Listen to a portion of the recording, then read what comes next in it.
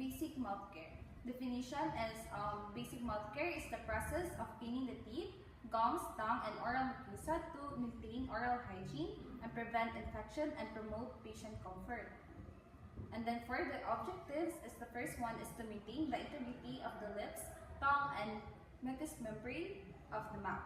Then to prevent oral infections and dental caries by removing plaque and food debris. And then to alleviate halitosis or bad breath and improve the patient's sense of well-being and appetite. Then for the safety measure, is the first one is to ensure that the patient is in upright or side-lying position to prevent choking or fluid entering the lungs. And then always perform hand hygiene and wear clean gloves to prevent the transmission of the microorganism. And then use gentle motion and soft bristle brushes to avoid damaging sensitive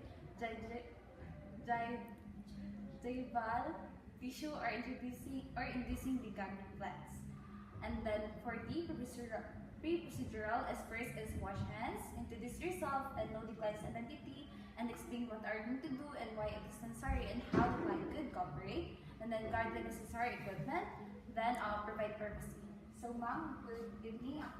Ako din si Mars Guba, yung mga student nurse, yung mga student nurse from the Bukso ma'am. So pwede lang makuha ng pangalan ma'am. So para ma'am katong i-assess yung mga maging contact mouth care para mawala itong mga plaque or mga debris in mga mouth or comfortable. So ma'am, paliw lang ka ng cooperate and then mag-ingat ka if uncomfy ba ka ma'am or other.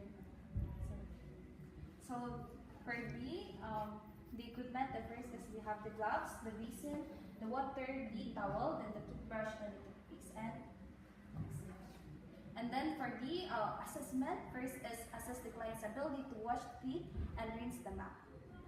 This determines the level of assistance required and encourages the patient to maintain as much independence as possible. So ma'am, makaya ba niyo o ma'am or kailangan ka o guide or magtabang sa mga pag-ibig sa Okay ma'am, so let's to the second step is raise the bed to a comfortable working position and move the patient near you.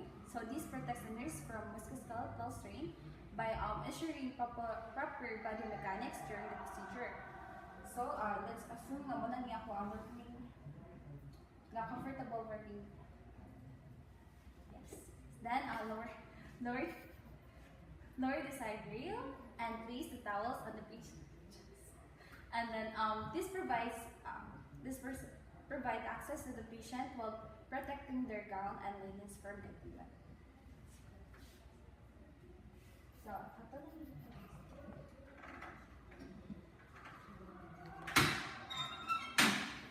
ma'am.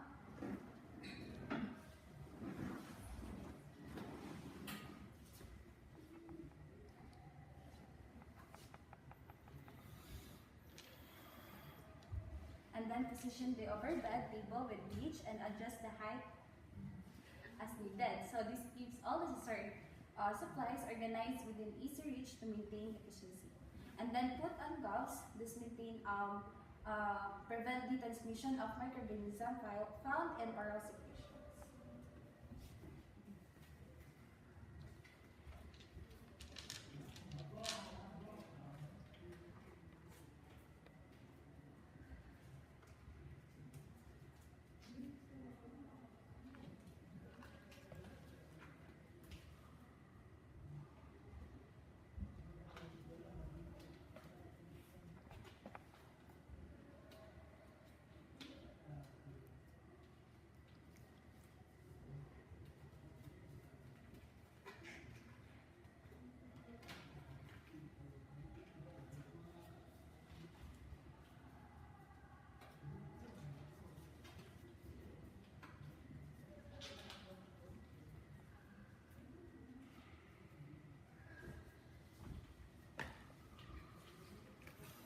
And then inspect the lips, gums, oral mucosa, and tongue for presence of oral problems such as tooth caries, halitosis, gingivitis, or loose or broken teeth. So this allows for early detection of oral diseases, infections, or injuries that may require further medical or dental treatment.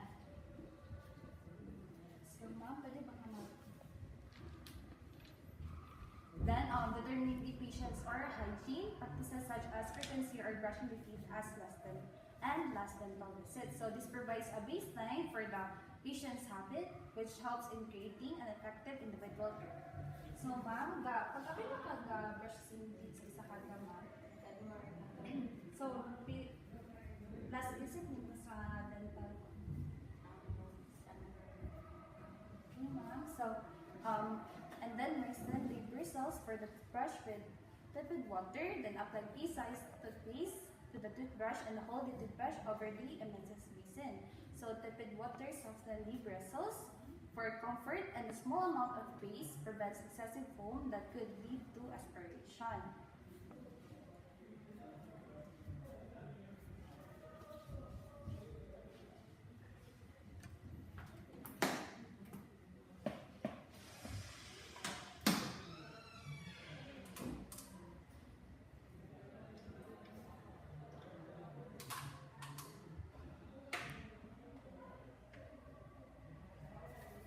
Then, if the client has natural teeth and is conscious, ask the patient to open their mouth, then please ensure that patient is ready and cooperative before the nurse begins the cleaning process. And then hold the brush to the client or brush the client's teeth as follows. So hold the brush against the teeth with the bristles at a 45-degree angle. So the tips of the outer bristles should rest against and penetrate under the gingival sulcus. So move the bristles up and down using a vibrating or jiggling motion from the sulcus to the crown of the teeth. So repeat until all the outer and inner surfaces of the teeth and sulca of the gums are clear. So the 45-degree angle allows that the bristles to effectively reach and clean the gingival sulcus where plaque often builds out. And then clean the biting surface by moving the brush back and forth over the damaged short stroke.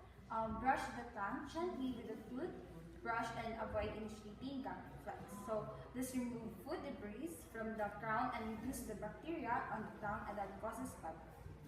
And then this allow the patient to rinse mouth freely by taking several sips of water and spitting into the emesis or the curved basin. So watch carefully to make sure that all the rinsing solution has run out of the mouth to the basin. If not, suction the fluid from the mouth and repeating rinsing until the mouth is free of toothpaste.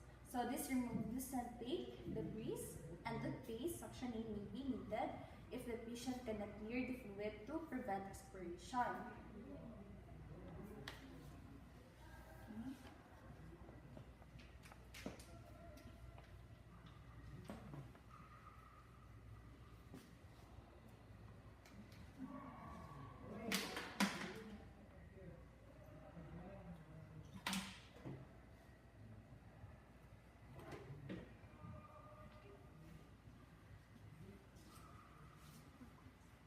Palihog ko.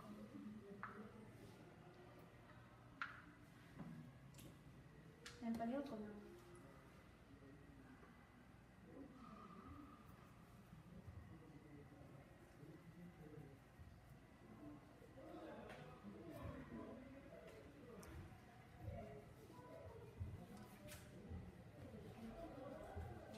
Ano ko, uncomfy ka mga. Yan, palihog ko sa mga.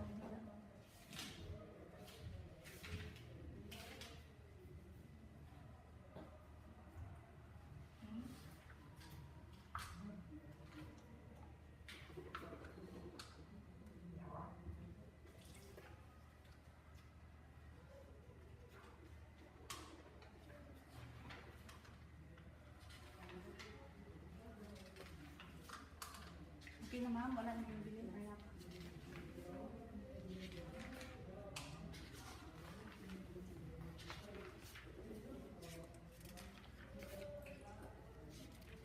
Okay na ma'am.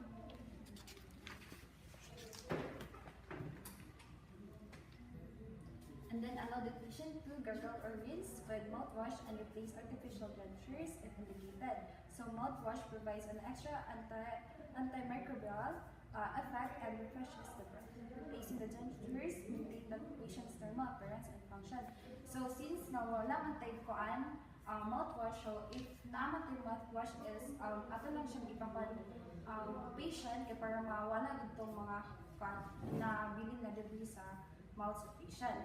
So next is apply lip moisture using a cotton tip applicator to the lips to avoid dryness and crackling of the lips. So this lubricates the lips to prevent drying, crackling, and potential entry points for infection. And then assess the patient in a comfortable position, then remove the NSS basin, towel, and bedside table. So this promotes patient comfort and restores a clean, safe environment. And then raise the side rails and lower the bed to its original position. So essential safety measure to prevent the patient from falling out of the bed. So ma'am,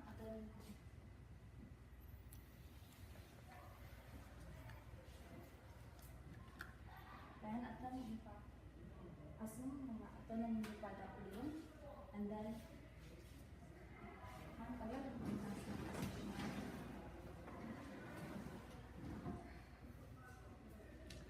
and then wipe and then ipataas na to.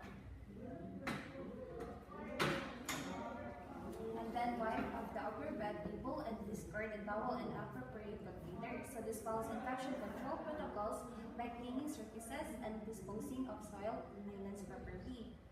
And then remove the gloves, then wash your hands thoroughly, then clean and return equipment to its proper place. And hand hygiene is the most effective way to prevent the spread of healthcare-associated infection.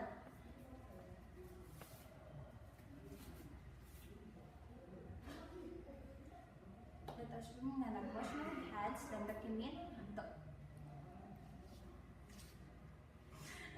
document assess the teeth, gums, oral mucosa, and